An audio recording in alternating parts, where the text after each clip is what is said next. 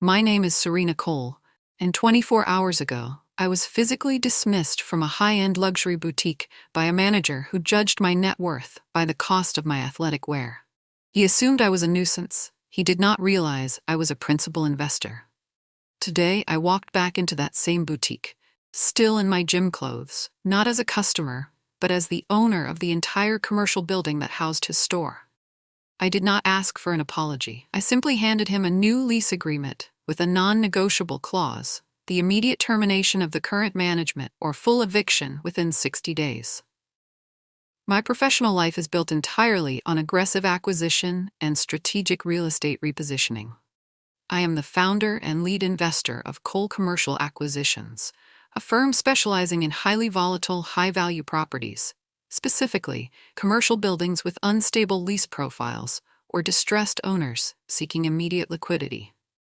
I made my fortune by recognizing hidden intrinsic value where others saw only complication and risk, often moving with speed and cash reserves that bypass conventional bureaucracy. Because my work is relentless and requires intense focus, my private life is defined by efficiency and minimalism. I often spend my mornings in intense physical training sessions, managing my focus and stress, and frequently conduct complex business in the most comfortable, practical attire available: expensive, high-quality athletic wear. I detest the pretense of formal clothing when dealing with tangible assets, preferring to be judged by my balance sheet and my closing speed rather than my tailoring. This preference, however, became the unlikely catalyst for the ultimate retail injustice. The setting was L'Etoile, a boutique located in the city's premier, high-foot-traffic shopping district, known universally for its antique European jewelry and its notoriously exclusionary atmosphere. I had just finished a morning workout and intended to make a quick purchase of a specific vintage timepiece for a business partner as a closing gift. I walked in, wearing a tailored, moisture-wicking, jet-black athletic suit and minimal makeup, fully prepared to spend six figures. The atmosphere was immediately cold and hostile. The three sales associates, perfectly manicured, dressed in severe black, and standing rigidly behind the counters, deliberately avoided all eye contact, shuffling their papers or polishing already gleaming glass cases. After 10 full minutes of total neglect and intentional avoidance, where I was effectively treated as invisible furniture, the manager, a man named Julian with slicked back hair, a cheap suit, and an air of intense, misplaced self-importance, finally emerged from the back office and approached me. The injustice was delivered with patronizing, theatrical elegance. Julian did not offer assistance or inquire about my needs. He offered immediate, cold dismissal. He informed me, in a low, condescending tone clearly intended to avoid disturbing his actual clientele who were browsing nearby, that my casual attire was unsuitable for the establishment's high standard and was actively disturbing the delicate atmosphere and curated shopping experience. He politely but firmly asked me to leave the premises immediately, implying I was loitering and distracting the valuable, high-net-worth customers. I stood there, holding the intent to purchase a $200,000 platinum watch and a pair of diamond earrings, and felt the familiar sting of being judged and dismissed based purely on a surface reading of my clothing. The irony was suffocating. I was being kicked out of a store I could acquire 10 times over for wearing clothing that cost more than his monthly salary. I offered him no argument, no defense, and certainly no explanation for my financial capacity. I simply looked at him, gave a slow, deliberate nod of acknowledgement, and walked out. The moment that heavy glass door closed behind me, the immediate sting of humiliation evaporated completely, replaced by the cold, surgical focus of corporate retribution. Have you ever been excluded or dismissed based on a shallow, arbitrary judgment that completely failed to recognize your true capability and financial reality? That feeling of being seen as less than is the fuel for strategic financial action, providing the necessary emotional energy to finalize deals. Tell me your thoughts in the comments. I did not pause to process the emotional insult. My phase of struggle was purely logistical and required absolute secrecy. I walked across the street to a quiet, discreet cafe, pulled out my secure tablet, and called my head of commercial acquisitions, Mr. Diaz. My instructions were concise, immediate, and entirely focused on the target building. Pull every single public and private record on the building housing L'Etoile.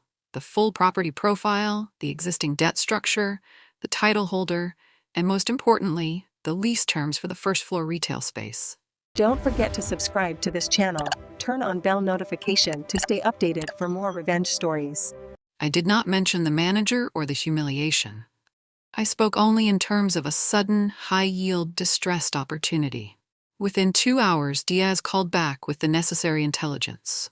The building, a prestigious, old-world asset on the most expensive block, was owned by an aging partnership deep in an unexpected financial and legal dispute, and they were actively looking for a quick, all-cash sale to settle their differences before litigation bankrupted them.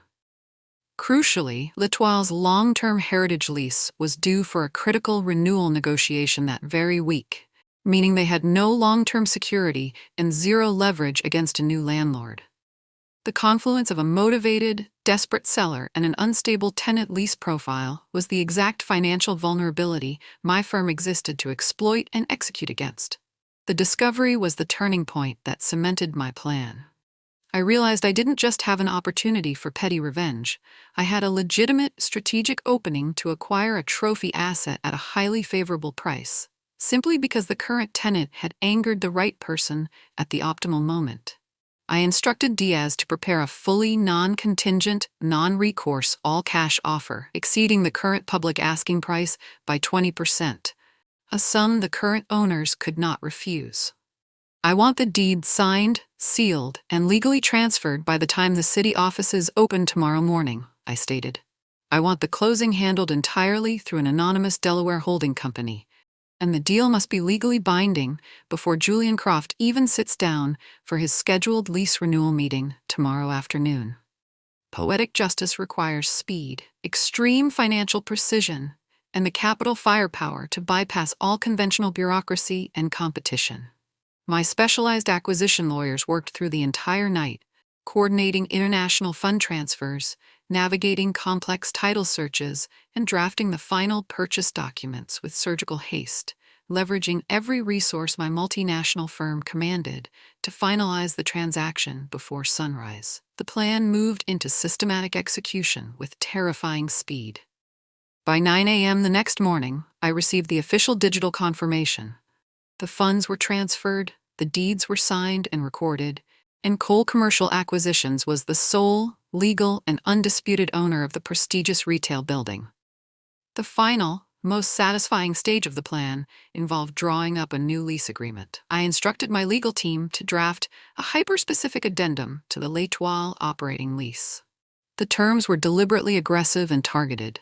Immediate, unilateral cancellation of the previous management structure, specifically citing documented operational misconduct, severe customer alienation, and direct damage to the landlord's reputation. The clause explicitly stated that if the current management, meaning Julian and his immediate sales staff, were not replaced by the close of business that day, the store would face a non-curable notice of eviction and lease termination, effective in 30 days. The stage was finally set for the final, public delivery of corporate retribution. The public payback arrived at 11 a.m. I returned to L'Etoile, wearing the exact same jet black athletic suit, the scuffed flats, and the same minimal makeup, arriving in a custom chauffeur-driven black sedan to ensure my presence was noted. The door chime rang, and Julian, the manager, emerged from the back office, instantly recognizing me. His face twisted into a look of disdainful annoyance and institutional memory.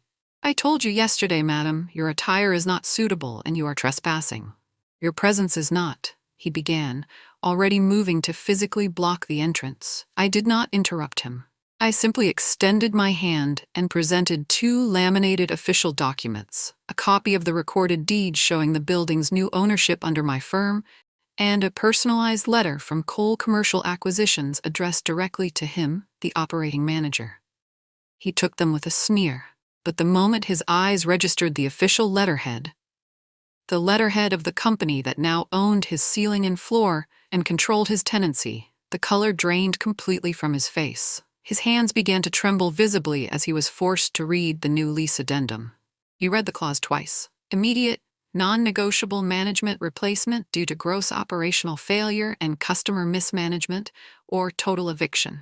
His power, his job, his arrogance, and the entire future of his boutique dissolved permanently in his shaking hands. I did not yell. I did not demand an apology or a groveling retraction. I simply adjusted the sleeve of my jacket, smiled with cold, absolute satisfaction, and addressed him in a calm, clear voice that carried across the hushed boutique. "Julian," I said, using his first name for the first time, "yesterday I came in prepared to buy a timepiece for $200,000. I left instead and bought your building for $42 million. I advise you to pack your personal effects and vacate the premises. You have until 5 o'clock. My new property manager will be arriving shortly to handle the immediate management transition and secure the store assets." The 3 sales associates who had so pointedly ignored me were frozen in palpable terror, realizing their entire social and professional structure had been demolished by the woman they dismissed as a common loiterer. I turned and walked out, leaving the documents on the gleaming glass counter. The victory was total, elegant, and permanent. Julian and his entire dismissive team were removed by the new management that afternoon. I replaced the staff with a team focused on universal service, professionalism, and discretion, not superficial judgment. The store remains, but the exclusionary culture is entirely different. I proved, irrevocably, that respect is not earned by what you wear or the car you drive, but by the financial reality you command and your ability to execute a strategy. I learned that the best form of retaliation is not arguing the point or causing a scene, but quietly buying the entire operational infrastructure that allowed the disrespect to occur. The building is now a key, stable asset in my portfolio, and Julian is unemployed, a permanent, expensive reminder that underestimating a woman's quiet competence is the most costly mistake anyone in business can ever make. Thanks for watching. Don't forget to subscribe to this channel to enjoy more revenge and inspiring stories like this one. Where are you watching from? Drop your country in the comments and tell us what you think about this story. Don't forget to subscribe to this channel.